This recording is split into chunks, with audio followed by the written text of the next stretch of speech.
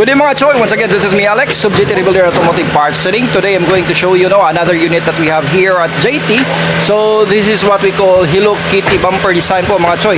Okay, by the way, this is the A64V modified bumper po siya, yung nakikita nyo dyan sa mukha na yan. Okay, today I have something to show you regarding for this unit. This is a special kind of unit. Pinasadya po ito sa atin dito. Alright, so let's get Choy.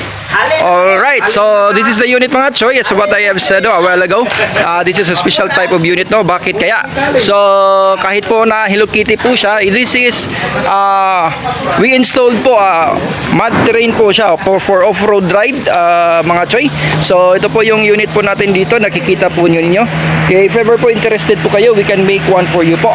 So off-road concept type po to mga Choy. So yan po yung gulong na ginagamit natin, naka-lift po ito, 4 inches left po sa mga unit na ganyan. Okay, for you to know po the price of this unit, just chat with me po, 0942-3616166. So ito po yung tagiliran po ng ating unit na to. Medyo marumi po siya kasi ginagamit po to kanina, no? So yan po si Roger. Hey mga friend! What's up, what's up? Order now! P-liter. P-liter! 10,000!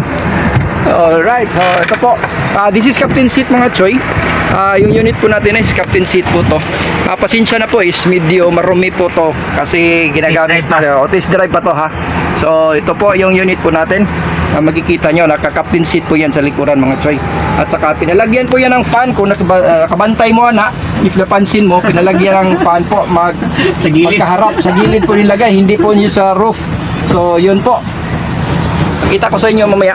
Okay, so pinalagyan po dito ng roof rack para magmukhang tao, magmukhang astig po yung sasakyan po natin. So maganda po kapag may roof rack po, kaya additional po points po yan sa mga unit natin. But of course, this one is trademark ng ating sasakyan dito sa JT, yung spoiler na yan. Hey, abli likod Jer! Jer! Likod! Open. So ito po yung pinakalikod po niya. So ng ating sasakyan po, may dalawang box po dito nga magkaharap. Okay, naka-captain seat po yan. So that's the fun that I told you, pinasadya po yung ganyan. Siguro probably ngayon po lang kayo nakakita ng ganito, pagka-set up ng fan niya. Okay, so yan, nasa tagiliran left and right.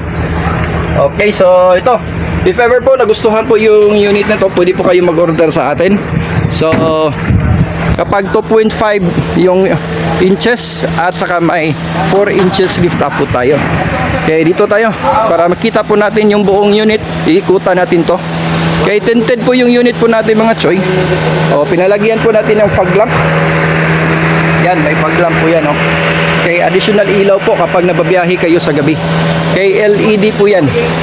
Okay, tapos may mud terrain or off-road tires po na sineset up po natin dito. Okay, naka-lift up po yung unit po natin.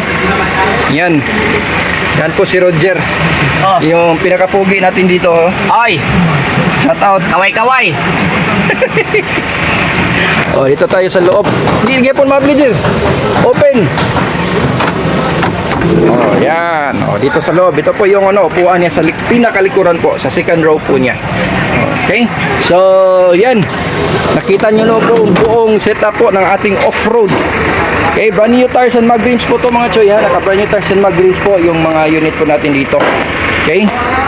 If you wish po to order sa unit po natin dito, pwede po kayo mag-chat sa akin, mag-message po.